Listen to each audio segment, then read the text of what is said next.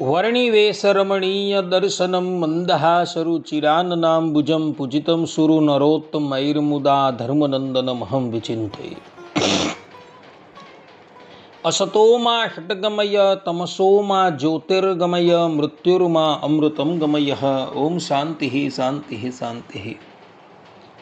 अस्मद्गुरुसमारम्भां नाथयामुनमध्यमां लक्ष्मीवल्लभपर्यन्तां वन्दे गुरुपरम्परा। આજની જ્ઞાન સભાની અંદર પધારનારા બધા જ ભગવદ્ ભક્તોને વેદાંતાચાર્ય, પુરાણ ઇતિહાસાચાર્ય, એમએ ફિલોસોફી શાસ્ત્રી રાકેશભાઈના હેતપૂર્વક જય સ્વામી. ભક્તો,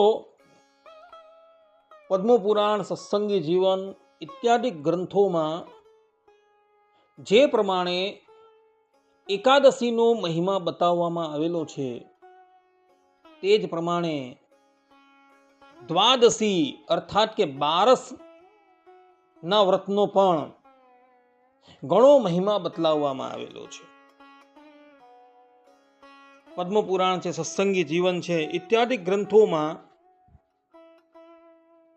એકાદશી કરવાથી મનુષ્યને જે ફલની પ્રાપ્તિ થાય છે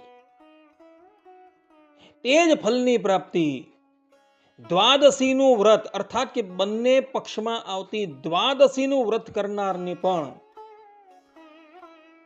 એકાદશી કર્યા જેટલું જ ફલ પ્રાપ્ત થાય છે એવું કહેલું છે.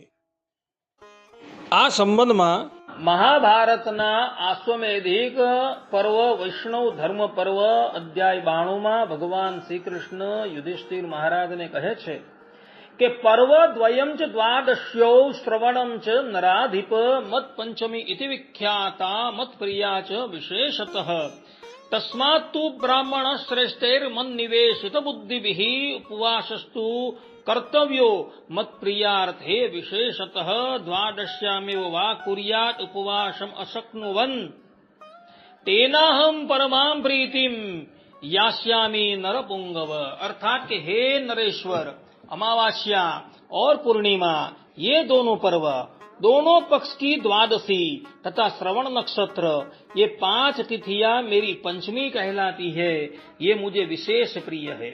अतः श्रेष्ठ मनुष्यों को उचित है कि वे मेरा विशेष प्रिय करने के लिए मुझ में चित लगाकर इन तिथियों में उपवास करे. नरश्रेष्ठ जो सब में उपवास न कर सके वह केवल द्वादशी को ही उपवास करे. इससे मुझे बड़ी प्रसन्नता होती है. भगवान श्री कृष्णએ અહીં સ્પષ્ટ રૂપે કહેલું છે કે એક મહિનામાં જે પૂર્ણિમા આવે છે, અમાવાસ્યા આવે છે, એક મહિનામાં જે બંને પક્ષમાં જે દ્વાદશી આવે છે અને શ્રવણ નક્ષત્ર આવે છે, આ 5 તિથિઓમાં જે ઉપવાસ કરે છે એ મારું પ્રિય કરે છે. આ 5 તિથિઓમાં ઉપવાસ કરવાને અર્થે અસમર્થ હોય તો કેવલ દ્વાદશીના દિવસે જો ઉપવાસ કરવામાં આવે તો ભગવાન શ્રી કૃષ્ણ એવું કહે છે કે એના પર હું ઘણો પ્રસન્ન થાઉં છું. માટે ભક્તો, જે પ્રમાણે આપણે એકાદશીનું વ્રત કરીએ છીએ તે જ પ્રમાણે જો દ્વાદશીનું વ્રત પણ એકાદશીની જેમ જ કરવામાં આવે, અર્થાત કે એ દિવસે ઉપવાસ રાખવામાં આવે અથવા તો ઉપવાસ રાખવાને અર્થે અસમર્થ હોય તો ફલાહાર છે, દુગ્ધપાન છે કે ફરાળ છે ઇત્યાદિક હવિષ્યાનનું ભક્ષણ કરી જો આ દ્વાદશીનું વ્રત કરવામાં આવે તો એના દ્વારા ભગવાન શ્રી કૃષ્ણની પ્રસન્નતા થાય છે.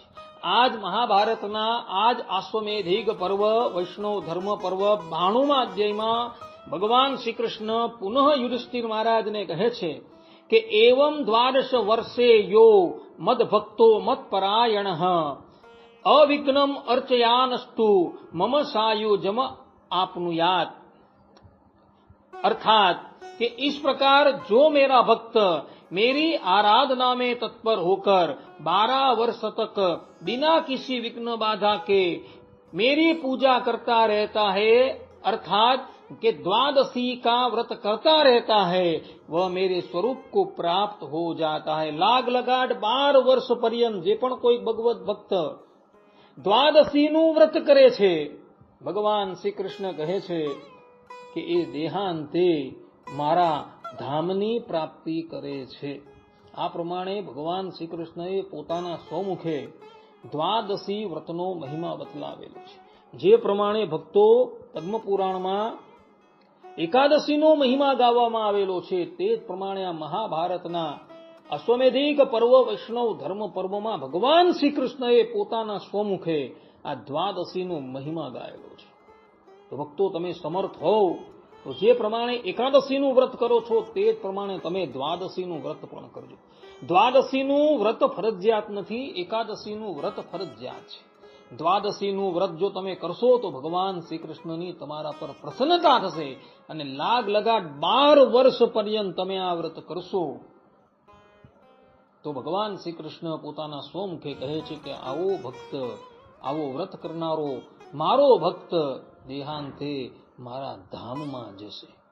માટે ભક્તો, અલ્પ પરિશ્રમે ભગવાનની પ્રસન્નતા અને ભગવત ધામની પ્રાપ્તિ કરવી હોય તો આ દ્વાદશીનું વ્રત તમે કરજો, જેથી કરીને તમે અલ્પ પ્રયાસે ભગવત પ્રાપ્તિ કરી શકશો. આટલું કહીને હું મારી વાણીને અહીં વિરામ આપું છું. સર્વે સંતો નિરામયઃ, સર્વે સુખીનો ભવંતુ, સર્વે ભદ્રાણિ પશ્યન્તુ, મા કશ્ચિદ દુઃખ ભાગ ભવેત. અસ્તુ. જય સ્વામિનારાયણ.